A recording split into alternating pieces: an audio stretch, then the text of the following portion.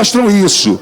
E aí, eu me surpreendi aqui, logo no início da sessão, com uma nobre deputada que chamou a equipe econômica de mentirosa, disse que o ministro Paulo Guedes não entendia de economia, muito menos a equipe dele.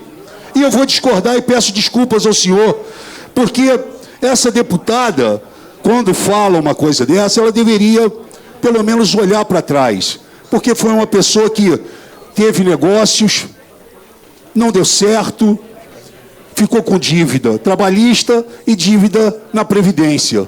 Portanto, eu acho que quem não entende de economia é justamente essa senhora que lhe atacou aqui. Na medida do possível, a gente vai ajustando. Tem uma regra que não precisa estar escrita, que é a regra do bom senso. Peço a colaboração de todos para que a gente possa agilizar e todo mundo possa falar. Eu vou medindo aqui, deputado Mussi, e avaliando, tá bom? Com a palavra a deputada Jandira Fegali. Presidente, eu quero cumprimentá-lo, cumprimentar o ministro e o secretário e a equipe. Primeiro-ministro, acho que os representantes aqui do povo brasileiro e da população brasileira precisariam, no mínimo, ficarem chocados com o que viram e ouviram hoje aqui na apresentação da equipe do governo. Se não há desconhecimento e não há má-fé, nós precisaríamos interpretar a apresentação do governo como um projeto claro de eliminação da Previdência Pública brasileira. Porque, obviamente, decretar que esse sistema está falido é uma decretação de quem ou não conhece o sistema, não conhece o histórico da Previdência Social brasileira e a construção que se fez na Constituição, ou, de fato, aponta para um projeto claro. Aliás, está escrito na lâmina da capitalização, que é um modelo alternativo ao atual modelo brasileiro. Se ele é alternativo, ele substitui o modelo de seguridade pelo modelo de capitalização. E eu ouso afirmar aqui, como quem trabalha nesse tema há 30 anos, de que esse é um modelo absolutamente sustentável, porque ele é um modelo quadripartite. Ele não apenas tem a contribuição dos trabalhadores, dos empregadores e da União, porque a União está na Constituição como contribuidora, e ela nunca passou de 1/3, mesmo nos momentos de maior crise, nunca passou de 29% nos momentos de maior crise, mas também tributa o capital, através das contribuições sociais que são colocadas sobre o faturamento e lucro das empresas. E a substituição que é proposta é dizer para o cidadão o seguinte: nada disso mais contribui para sustentar a Seguridade Social brasileira, e agora vai você, cidadão, você sozinho, que é o que se aponta, lá para o banco, resolver sua vida. Poupar o que puder, quando puder, você e o banco, e você que se vire. E lá na frente, se não for possível bancar o seu salário mínimo, o Tesouro entra. O Tesouro não pode entrar agora para bancar a pensão por morte de um salário. O Tesouro não pode entrar agora para bancar o BPC de um salário mínimo a partir de 65, mas pode entrar quando estiver no banco privado para garantir um salário mínimo no regime de grande lucratividade do sistema financeiro brasileiro. E o que é que se diz para a sociedade? Nós estamos acabando com os privilégios. Aí, quando nós olhamos, nós dizemos o seguinte: Paulo Guedes, Rogério Marinho, ministro e secretário, nós estamos abrindo todos os dados. Isso não é verdade. A lâmina que vocês trazem, que já foi trazida aqui há 10 dias, o único dado que vocês abrem é o dado de onde estão as perdas, a economia, que é exatamente dizendo o seguinte: do 1.200 bi, 1 trilhão e 200, 1 trilhão e 12 é juntando a aposentadoria dos mais pobres, que vocês próprios reconhecem que é até 2 salários mínimos em 83%, mais a LOAS, que é exatamente o benefício de prestação continuada sobre os idosos pobres e as pessoas com deficiência, mais o abono salarial.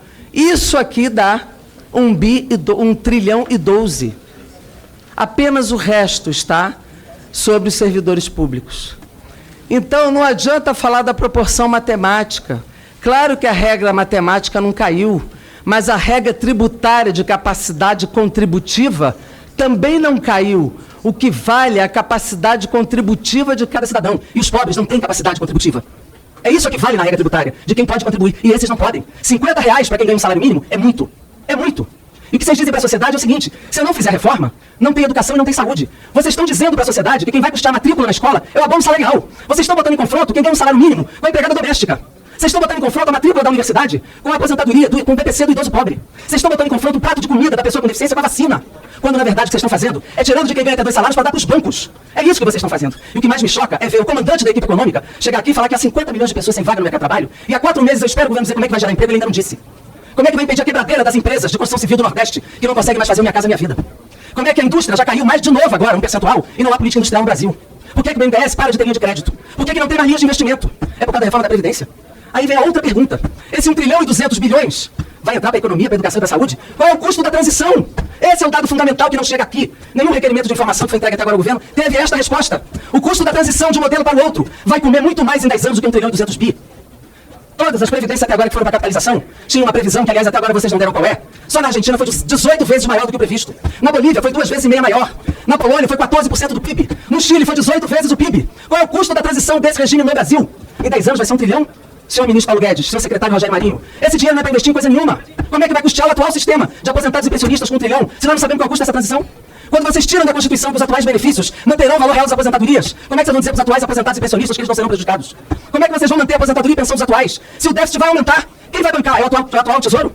Vocês vão, na verdade, aumentar o déficit. Um déficit que hoje vocês falam que é 200 bilhões. É mentira! É mentira! Pegue todos os dados, o déficit hoje ele existe, mas é de 54 bi, ministro. E nós podemos provar isto. Nós podemos provar isto. É uma mentira atrás da outra para a sociedade brasileira. Falem a verdade. Aliás, vocês disseram, do governo Michel Temer, e o deputado Rogério Marinho foi o relator, que a reforma trabalhista ia gerar emprego. Olha aí quantos empregos gerou. Vai ver lá a fila do Anhangabaú, as filas no Rio de Janeiro. Cadê os empregos da reforma trabalhista? Até a bagagem ia diminuir o preço das passagens. Estamos vendo aí o preço das passagens onde está.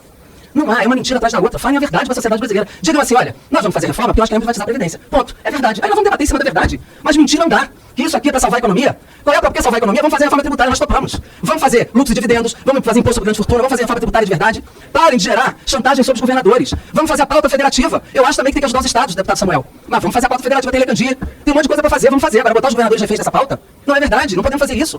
Dizer que vai salvar a universidade se fizer a reforma da Previdência. Se fizer a reforma da Previdência não tem nem impacto esse ano. Está cortando 30% das universidades brasileiras, é que vai salvar. Se fizer essa reforma não tem impacto esse ano. Então, olha, eu estou absolutamente chocada com o que eu vi aqui. É absurdo botar a culpa no seguro-desemprego e no Bolsa Família para dizer que reduzir investimento, gera emprego, aumenta o lucro das empresas, botem o país para produzir, que nós resolvemos o problema da economia brasileira. Muito obrigado, presidente. Obrigado, deputada Jandira. Está aqui, Heitor Freire, Jerônimo, que não está, Alô. Alexandre Frota, Alex Manetti, Otônio de Paula, Márcio Labre, Carla Zambrelli e Diego Garcia. Deputado Alexandre Frota, 3 minutos. Senhor presidente, foi como fazer a inscrição? Presidente, Bia, vem cá. ministro Rogério, é um prazer. Só por questão de ordem, aqui. presidente, no tempo... Presidente, eu gostaria que... Eu saí do regime dos parlamentares, antes, só para informar Vossa Excelência e o ministro também. Ok. O senhor pode repor meu tempo, por Depois gentileza? 10 segundos, deputado Alexandre Frota. Bom, ministro, presidente, eu ouvi de tudo aqui dentro hoje, né? Teve deputada que falou que vai às ruas e fala com a pessoa real. Deve ter outro tipo de pessoa. Eu vi aqui história de canjica, ouvi o senhor ser chamado de mentiroso, inexperiente. Qual o legado o senhor deixaria, né? Mas os 14 milhões tão falado de desempregados, esse número não é nosso, ministro. Né? Essa conta não é nossa. Aliás, os 14 milhões é muito maior, são 50 milhões. E essa conta não é nossa, é dos governos passados. Eles não podem querer colocar nas nossas costas o passado deles. Essa conta não é nossa. Isso tem que ficar claro para o povo brasileiro. Isso tem que ficar claro. Essa é a verdade. Os livros dizem e mostram isso. E aí, eu me surpreendi aqui logo no início da sessão com uma nobre deputada que chamou a equipe econômica de mentirosa, disse que o ministro Paulo Guedes não entendia de economia, muito menos a equipe dele. E eu vou discordar e peço desculpas ao senhor, porque essa deputada, quando fala uma coisa dessa, ela deveria, pelo menos, olhar para trás, porque foi uma pessoa que teve negócios, não deu certo, ficou com dívida trabalhista e dívida na Previdência. Portanto, eu acho que quem não entende de economia é justamente essa senhora que lhe atacou aqui. Eu entendo da importância de se discutir e aprovar aqui o futuro seguro para os jovens e para nossos filhos. É necessário e todos nós sabemos da importância dessa reforma para o Brasil. Nós sabemos disso. Não há como fugir nesse momento dessa reforma. E nós não podemos aceitar, não adianta a esquerda vender aqui que isso vai atacar o povo. Por que não fizeram nada antes? Pergunto eu aqui, por que não fizeram nada antes? E aí a minha pergunta para o senhor ministro é a seguinte: qual é o objetivo do governo ao desvincular o BPC do salário mínimo? Só isso que eu gostaria de ouvir, porque eu ando ouvindo muita gente falando sobre isso. E o problema é que muita gente quer ir para o céu, mas ninguém quer morrer aqui dentro. Muito obrigado. Com a palavra o deputado Capitão Wagner, pela liderança do PROS, para falar contra. Eu vou já voltar para Vossa Excelência, tá? Eu vou já voltar. Deputado Bilac Pinto e Felipe Barros no tempo ordinário, e os líderes, deputado Dodô Frederico e deputado Aliel, aí tem que ver o PSB como é que vai ser, ok? Bom, deputado Rubens Ottoni. Deputado Rubens Ottoni perguntou sobre a sustentabilidade e por que só trabalhar do lado da despesa e não do lado da receita. E houve também um teto de gastos e os cortes. Os cortes, na verdade, são contingenciamentos, não são ainda cortes. São contingenciamentos porque justamente o governo está sem capacidade fiscal de gastos. Nós estamos redesenhando a trajetória futura de despesas, justamente cortando, removendo o que a gente vê como as classes mais favorecidas e, na verdade, reduzindo as contribuições dos mais pobres. Essa questão volta um pouco à frente, aí eu vou entrar nos números. O deputado Capitão Alberto pergunta sobre a capitalização e a poupança garantida e de onde vem esse subsídio para essa garantia. A diferença entre a capitalização e a repartição é que a repartição não leva nada para o futuro. E ela promete salários crescentes, aposentadorias e benefícios crescentes. Só que ela não leva nada, o país não está levando nada para o futuro. No regime de capitalização, você leva recursos para o futuro. Você leva hidrovias, infraestrutura, educação, saúde. Esses recursos não ficam. Primeiro, eles não vão passar por bancos, não tem nada a ver com banco. São instituições de previdência específicas. Como, aliás, na próxima pergunta também.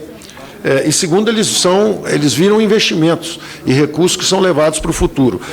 E, naturalmente, um país que tem mais capital lá na frente, acumulou mais recursos, as vantagens são inúmeras. Primeiro, o país cresce mais rápido. Segundo, cria mais emprego. Terceiro, aumenta a produtividade do próprio trabalho. Quanto maior a quantidade de investimentos, maior a produtividade do trabalho e maiores, inclusive, as aposentadorias no futuro. O deputado Pompeu Matos, que falou justamente da capital. Então, os recursos virão, como o próprio Chile está fazendo agora, tributou de novo as empresas, e é um país com a renda per capita que é o dobro do Brasil. Era um país que tinha a renda per capita que era um terço do Brasil, hoje é o dobro do Brasil, e basta ele aumentar um pouquinho os impostos e ele garante esse salário mínimo ou o recurso que ele quiser. Um país mais rico, mais eficiente, consegue garantir. Hoje nós não conseguimos garantir nem as aposentadorias atuais pelo ritmo de desequilíbrio financeiro que nós estamos atingindo.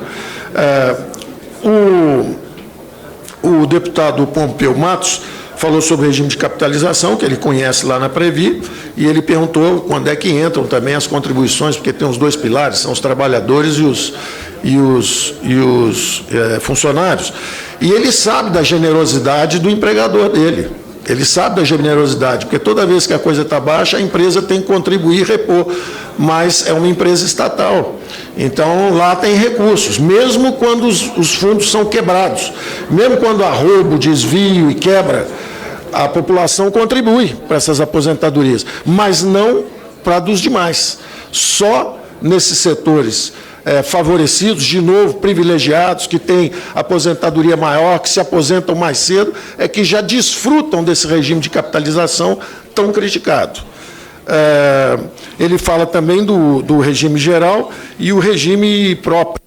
E aí diz, olha, estão tirando, na verdade são 800 bilhões, estão tirando 800 bilhões do regime geral e estão tirando do regime próprio 200 e poucos, 300 bilhões, ele falou.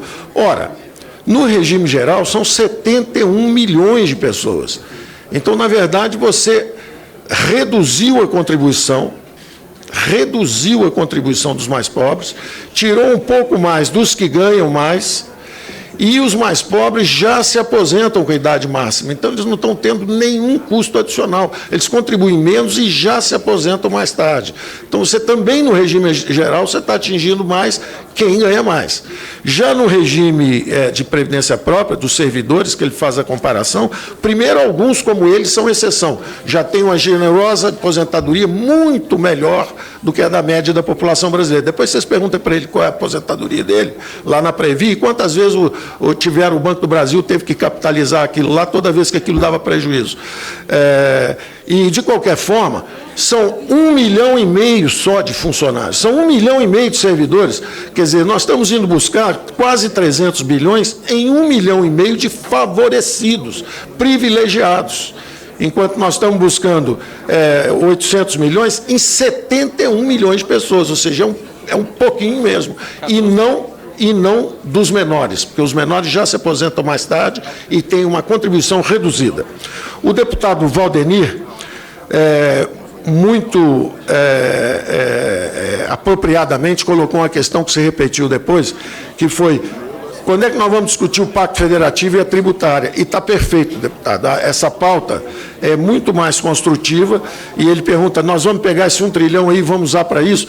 Infelizmente, já antecipando também a próxima pergunta, que é da deputada Jandira Fegali, do custo de transição, infelizmente, esse 1 trilhão aí é o tamanho do buraco que é inviável de carregar. Então, você está recalibrando, na verdade, esses privilégios lá para frente, para não gastar esse 1 trilhão e poder, justamente, atender outras finalidades.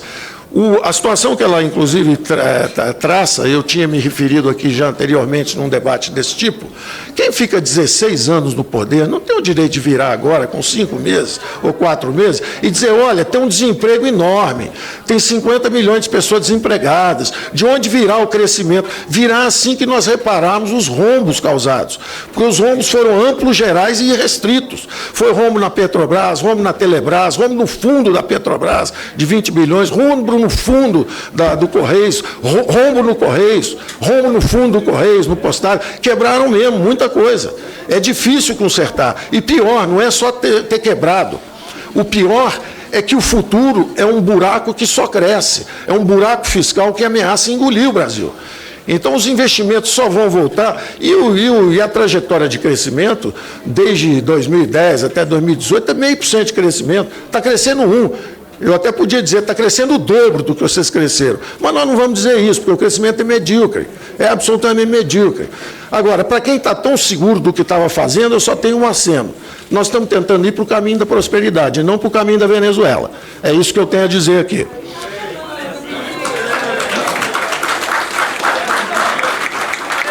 Do ponto de vista econômico. Eu não estou falando do ponto de vista político, não. Eu estou falando do ponto de vista econômico. A Argentina, nossa vizinha,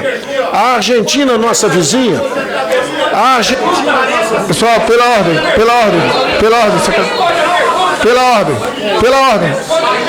Deputado, calma, deputado, Vossa Excelência me permite. Deputado, Vossa Excelência, só um pouquinho, ministro.